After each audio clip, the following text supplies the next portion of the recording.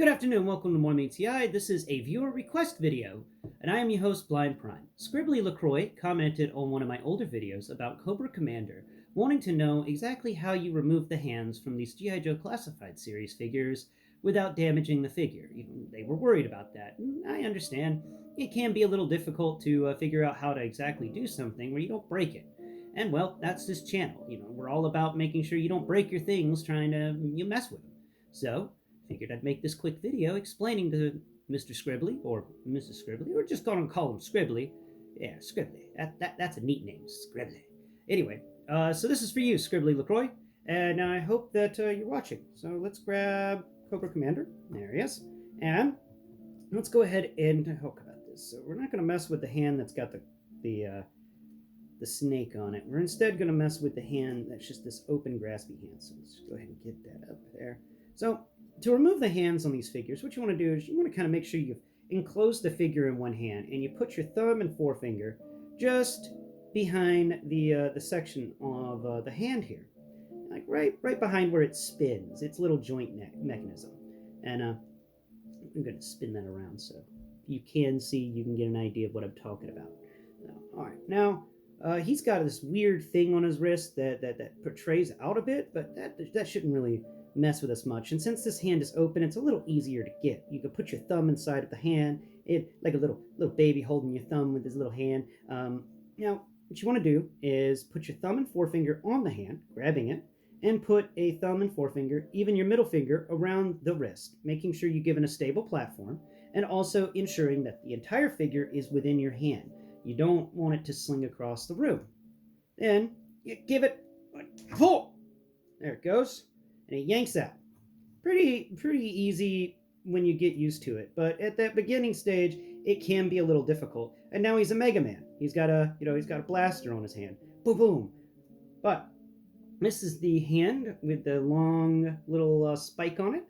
And for showcasing, we're just going to take the Cobra Bat here, and we're going to remove his gun hand. So we're just going to put Cobra Commander's hand off to the side there. Now we're going to remove the gun hand. Ugh. A little force there. They do require a little force, but I did the same process again to remove the gun hand for the Cobra Bat. And now, making sure I don't lose that first hand, we can then put the gun hand for the Cobra Bat into this area here.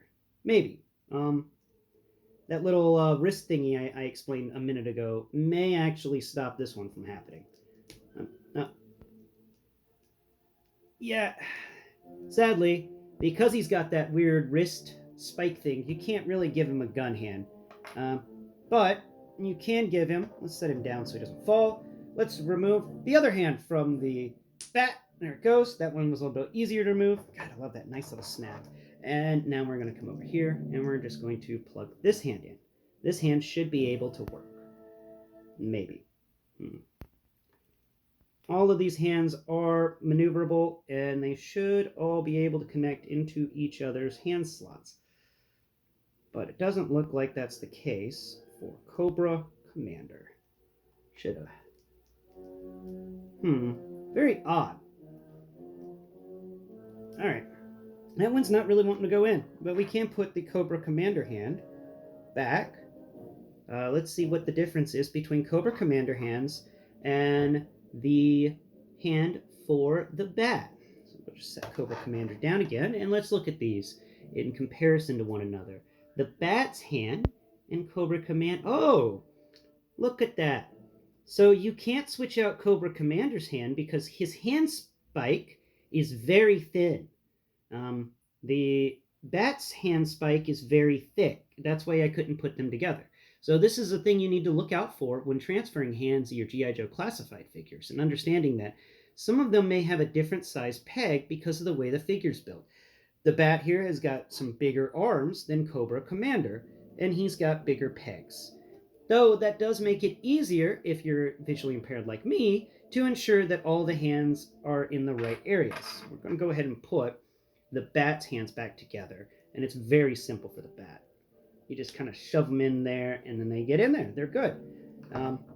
Now, let's go ahead and put the Cobra Commander's hand back on, understanding now that it's a very thin hand, And I guess they changed the way the hands are done because this Cobra Commander is from one of the first waves of G.I. Joe Classified. The Bat is from one of the later waves.